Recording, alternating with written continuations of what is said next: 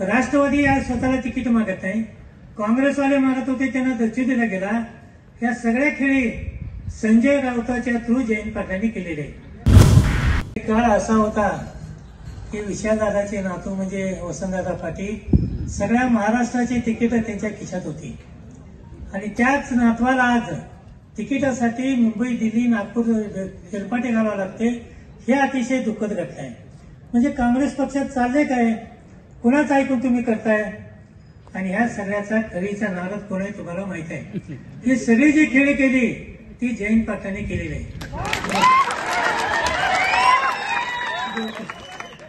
घोरपडे सरकारने ते जरा दाबून बोलले तिथं, म्हणून मी उघड सांगतो तुम्हाला, या खेळीचा खरं नायक जो आहे तो जयंत पाटील आहे। आणि मला सांगा, ह्या जिल्ह्यामध्ये दोन पक्ष प्रमुख आहे, तिसरा बीजेपी आहे, एक राष्ट्रवादी आहे, एक काँग्रेस आहे। राष्ट्रवादी आज स्वतःला तिकीट मागत नाही, काँग्रेसवाले मागत होते त्यांना दर्जा दिला गेला। या सगळ्या खेळी संजय राऊताच्या थ्रू जयंत पाटलांनी केलेले आहे। त्यामुळे संजय राऊत आले, घोरपडे सरकारला भेटले, मलाही भेटले। आम्ही त्यांना काय सांगायचे सांगितलं, त्यांना सांगितलं तुमचा जो पक्ष आहे शिवसेना उद्धव बाळासाहेब ठाकरेचा, एकही ग्रामपंचायत सदस्य नाही, एक सदस्य इथे नाही, गावात कुठली शाखा नाही, तुम्ही त्यांना तिकीट देऊ नका, तो येणार नाही चंद्रकांत पाटील, हे स्पष्टपणे घोरपडे सरकारने आम्ही सांगितले त्यांना। मग त्याला संजय राऊत मला म्हणते पर्याय काय तुमच्या पुढे?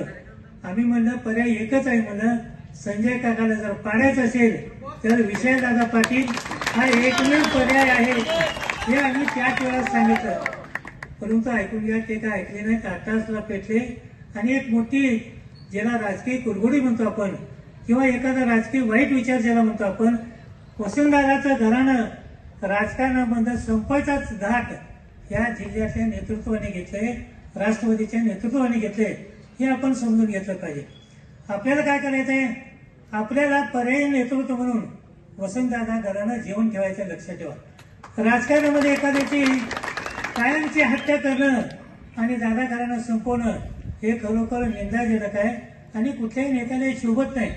राजकारणामध्ये गट असतात, पूर्वी बापू दादा गट होते, चालत होते, पण असं दोघंही कधी कोणाचा गट संपवण्याचा कधी प्रयत्न केलेला नाही। त्यामुळे आताची जी पिढी आहे यांची, ही पिढी मात्र राजकारणाचे एवढं घाणेरडं राजकारण करायला लागले की हे एखाद्या पिढीचं राजकारण संपायचं पाणी केलं।